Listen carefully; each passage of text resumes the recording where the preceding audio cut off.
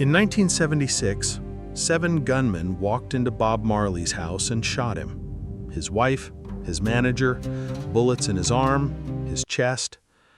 2 days later, he walked onto a stage in Kingston, tens of thousands of people, bandages under his shirt. Someone asked him why he was performing. He said, "The people who are trying to make this world worse are not taking a day off. How can I?"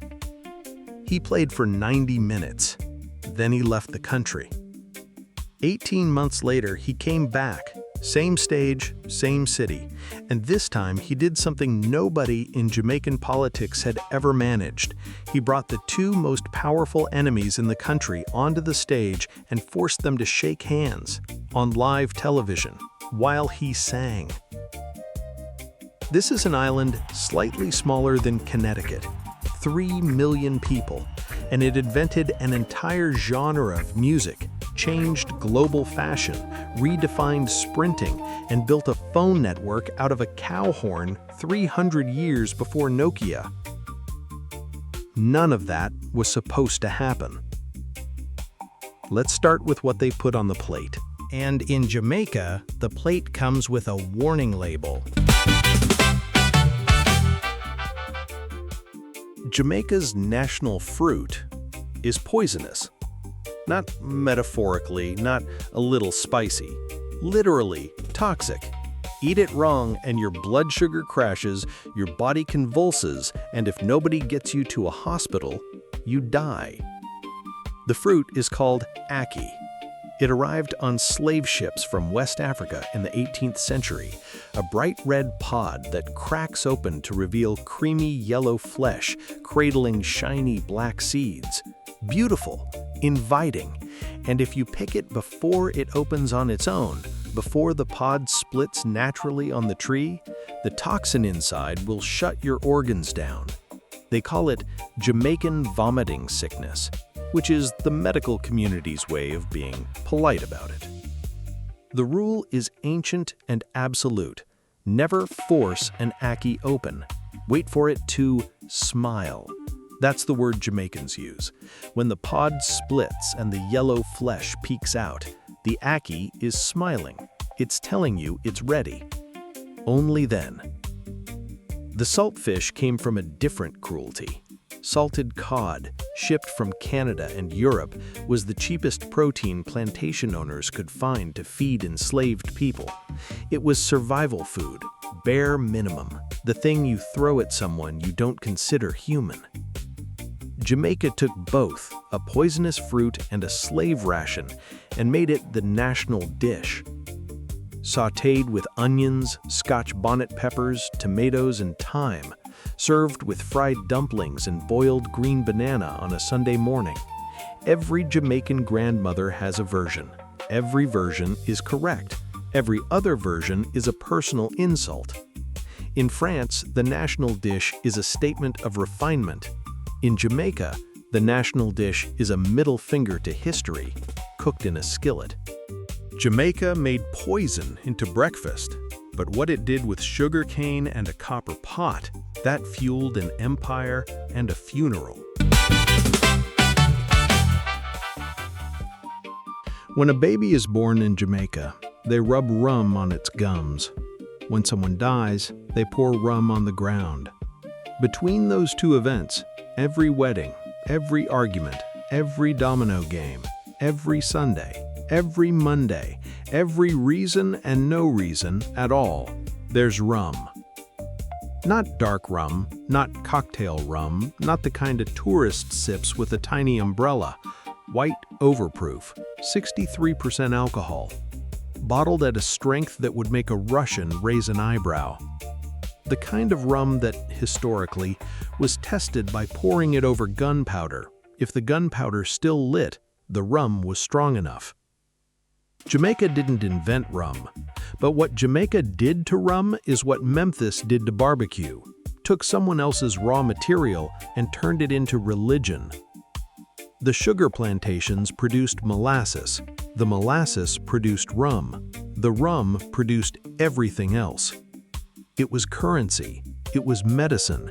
It was the thing that made the Caribbean run. the dark fuel of the triangle trade, shipped between Africa, the islands, and Europe in a loop of sugar, slaves, and spirits. Today, the rum bar is Jamaica's parliament, a zinc-roofed shack with a counter, a bottle, and 6 men arguing about cricket with the intensity of a Supreme Court hearing. Nobody orders a drink, someone pours it, you take it, you don't refuse. In Scotland, whiskey is heritage. In Jamaica, rum is infrastructure.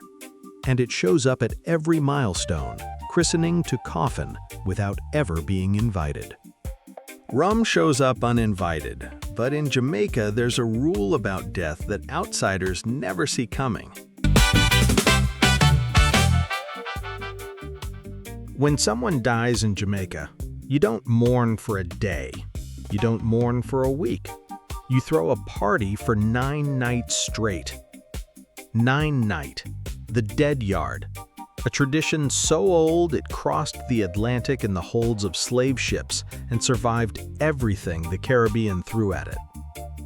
The belief is this: when a person dies, their spirit, their duppy, lingers for 9 days. It wanders the house, sits in its old chair, looks for its things. The duppy doesn't know it's dead yet, or maybe it does and just isn't ready to leave. So the family keeps the house full, loud, alive. Every night, people show up, not just close family, the whole community. They bring food, they bring rum, they play dominoes until 2 a.m. Someone tells a story about the time the dead man tried to fix his car engine with a butter knife. Everyone laughs so hard someone chokes on their drink. On the 9th night, the final night, a table is set with the dead person's favorite food and drink. Nobody touches it until after midnight. The duppy eats first. Then the furniture gets rearranged.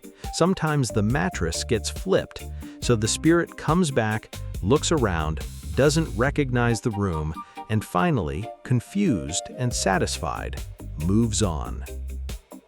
In the West, grief gets a pamphlet and a 2-week bereavement leave. In Jamaica, grief gets a sound system, a pot of curry goat, and 9 nights to make sure the dead leave happy. Jamaica sends off the dead with a party. But if you want to see where the living really come alive, come to Kingston after dark.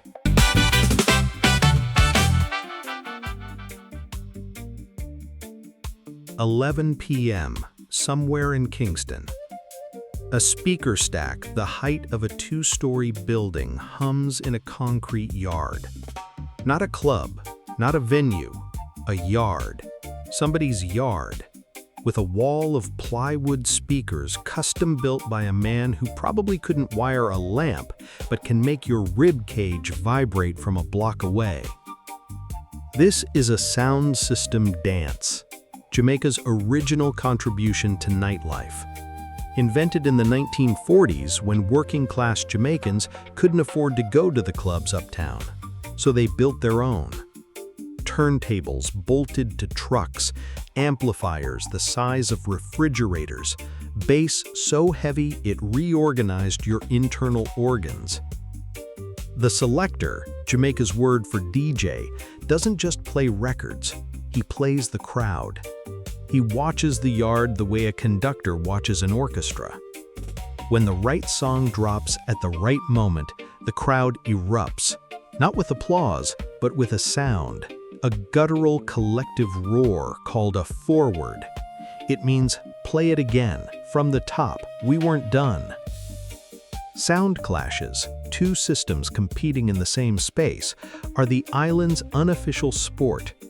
Crews spend thousands on exclusive recordings called dub plates, where artists re-record their own songs just to shout out one specific system. A weapon you can only use once. This culture, this exact culture, invented reggae, then dancehall, then influenced hip-hop, drum and bass, garage, grime, dubstep, and half the electronic music on Earth. In Berlin, they build nightclubs underground. In Kingston, They build them in the yard, louder, cheaper, and first. Kingston invented nightlife from plywood and base, but 2 hours south, under 60 feet of Caribbean water, there's a city that partied itself to death.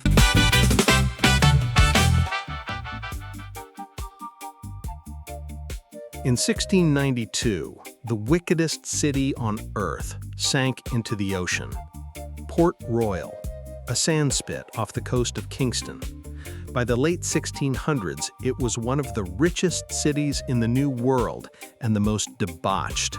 More taverns per square foot than London, more brothels than churches, more pirates per capita than anywhere on the planet. Henry Morgan, the pirate, became its governor. That's like making the arsonist the fire chief. And it worked, somehow. The city ran on plunder, Spanish gold, stolen rum, looted emeralds. Pirates walked the streets like businessmen, because they were. On June 7, 1692, at 11:43 in the morning, a magnitude 7.5 earthquake hit. The city was built on sand. The sand liquefied. The buildings didn't fall, they sunk. Streets dropped 40 feet in minutes. A tsunami followed. 2,000 people died instantly, 3,000 more in the weeks after. The survivors called it God's judgment on a city of sin. Divers found a pocket watch on the sea floor in 1959, stopped at 11:43, the exact minute the city died. It had been keeping time underwater for 267 years. Today, most of Port Royal is still down there. Brick walls, doorways, streets you can swim through, an underwater Pompeii in the Caribbean. Except Pompeii was buried by a volcano. Port Royal was swallowed by its own foundation. In Italy, they preserve ruins behind ropes and ticket booths. In Jamaica, the ruins are under 60 feet of water, and the fish don't charge admission. Port Royal sank because it was built on sand. But the woman who held Jamaica together, she was built on something the British couldn't break.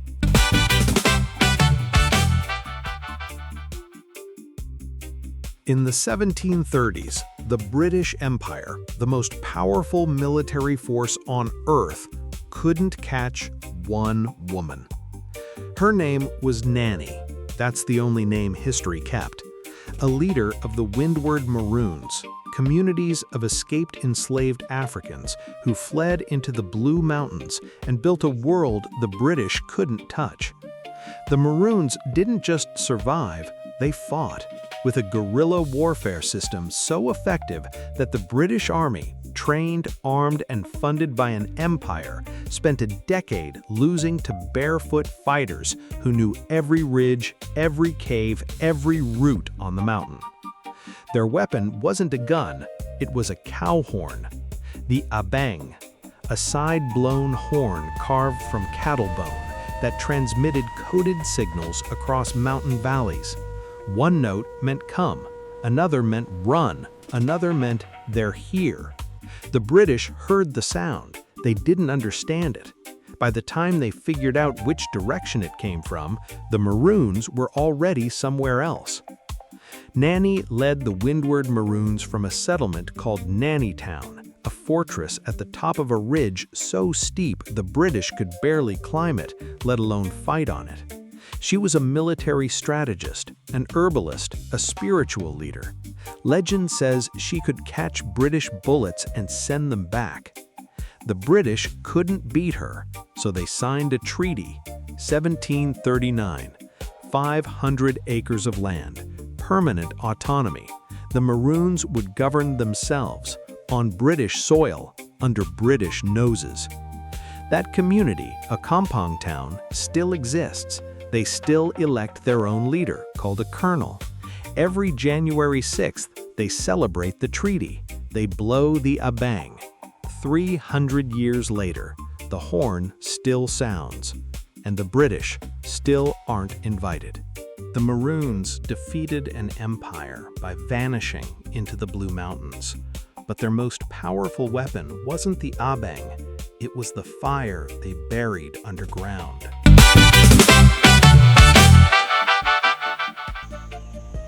The British spent a decade trying to find the Maroons in the Blue Mountains.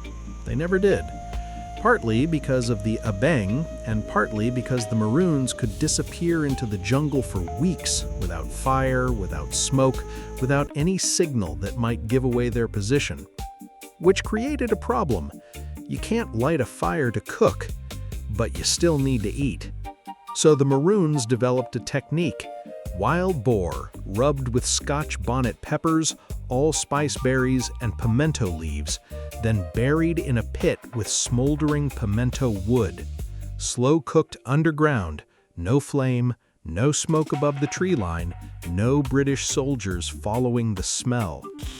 The name comes from the technique: piercing the meat with wooden spikes and jerking it over the smoldering wood. Food that lasted, food that traveled, food that kept a guerrilla army in the mountains for years while an empire searched for them and found nothing. Today, jerk is on every menu in every Caribbean restaurant on Earth.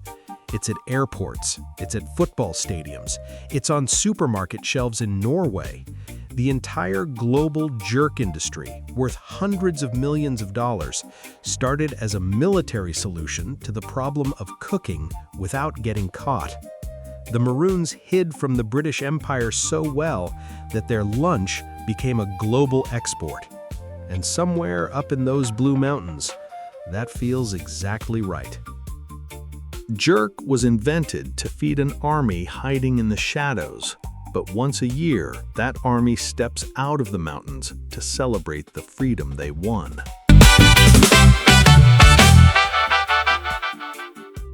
Every January 6th, a kampong town closes its gates. Not literally, there are no gates, but the message is clear. Today belongs to the Maroons.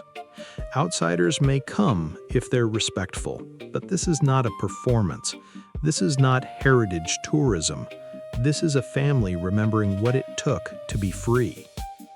The celebration marks the 1739 Peace Treaty, the day the British Empire, for the first time in the Caribbean, admitted it could not conquer a community of formerly enslaved people. The day the Maroons stopped being runaways and became a nation within a nation. The day begins at the Kinda tree, an ancient mango tree at the center of the village, where Cujo, the Maroon general, is said to have signed the treaty. The ground around it is sacred. The drumming starts before dawn. The drums are Akan rhythms, carried from Ghana in the memory of people who were allowed to bring nothing else. The dance steps haven't changed in centuries. Women cook traditional food over open flame, jerk pork, the Maroon invention that Jamaica now exports to every airport food court on Earth. And then, someone blows the abeng. The sound fills the valley. Everyone stops. Not because someone told them to, because the horn has been calling this community together for 300 years, and the body remembers before the brain does. In the West, Independence Days come with parades and fighter jets. In a kampong, independence comes with a mango tree, a drum, and a horn that never stopped calling. A kampong celebrates freedom once a year, but the fact I'm about to tell you about what Jamaica does on a running track, this one broke my brain.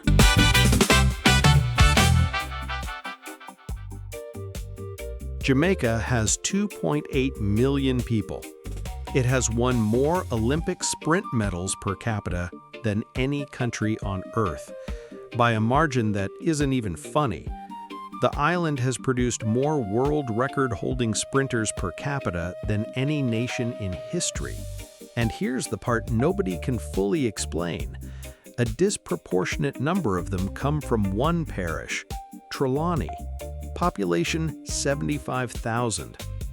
Usain Bolt, the fastest human being who ever lived is from Trelawney. His father told the world the secret was yams, Trelawney yams. Scientists flew in, studied the soil, tested the tubers, found some interesting compounds, phytosterols, complex carbohydrates, but nothing that turns a teenager into a missile. So they looked at genetics. The ACTN3 gene, the speed gene, appears at higher rates in people of West African descent. The slave trade, grotesquely, may have selected for physical resilience. The strongest survived the crossing. Their descendants run at speeds that defy physics. But even that doesn't fully explain it. West African descent populations exist in a dozen countries. Only Jamaica produces sprinters like this. The real answer might be simpler. Jamaica has a school athletic system so competitive that 9-year-olds race in front of 30,000 screaming fans at the national stadium. Champs, the inter-school track meet, is the biggest sporting event on the island. Bigger than football, bigger than cricket. Children train for it the way other countries train for the Olympics. A country slightly smaller than Connecticut, and the rest of the world still can't keep up. So what kind of island produces the fastest humans, the loudest speakers, and a phone system made of bone?